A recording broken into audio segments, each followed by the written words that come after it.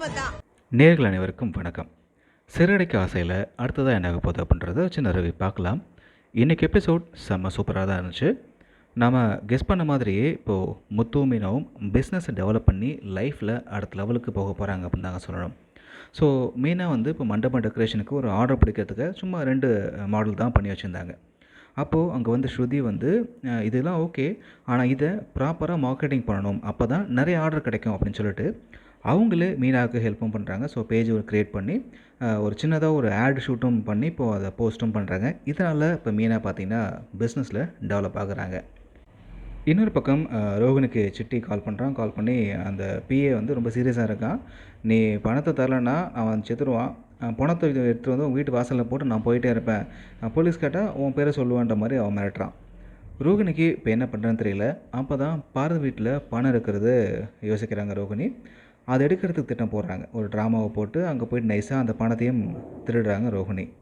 இதில் இப்போ இந்த விஜய் என்ன பண்ணுறாங்க அப்படின்னா, ரோஹினி எங்கேருந்து போனதுக்கப்புறமா அந்த பணம் அங்கே இருக்குது அப்படின்னு நினச்சிக்கிட்டு இந்த விஜயை பார்த்திங்கன்னா பிளான்லாம் போகிறாங்க, நகலாவெல்லாம் பிளான் போட்டிருக்காங்க.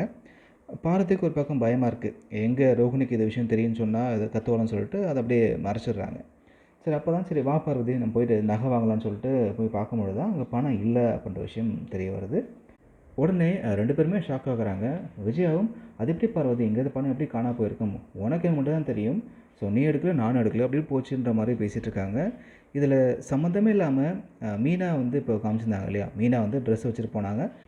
அதை வச்சுக்கிட்டு இந்த விஜயாவும் ஸோ அவள் தான் வந்துட்டு போனால் கண்டிப்பாக அவள் தான் பணத்தை திருடிருப்பாள், அது ஒரு திருட்டு குடும்பம் தான் அப்படின்ற மாதிரி இந்த மீனா மேலே இந்த விஜயா வந்து பழி போடுது. பார்வதி சொல்லியும் கூட இந்த விஜயா அதெல்லாம் காதில் வாங்கவே இல்லை. அவள் திருடிருப்பான்ற மாதிரி தான் இன்னும் பேசிகிட்டு இருக்காங்க. பார்வதிக்கும் புரியல. ஸோ பணம் எங்கே போச்சுன்ற மாதிரி பதட்டமாக இருக்காங்க. பட் பார்வதி கொஞ்சம் யோசிச்சா போதும். ஸோ பணம் இருக்கிற விஷயம் 3 பேருக்கு தெரியும். நான், விஜயா, ரோஹினிக்கு தெரியும்.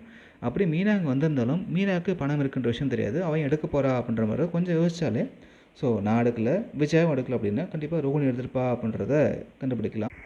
ஸோ என்ன பண்ண போகிறாங்க அப்படின்றத வெயிட் பண்ணி பார்க்கலாம். இப்போ விஜயாவால் இதில் கேஸும் கொடுக்க முடியாது, தான் பணம் சொல்லி கேஸ் கொடுக்க முடியாது.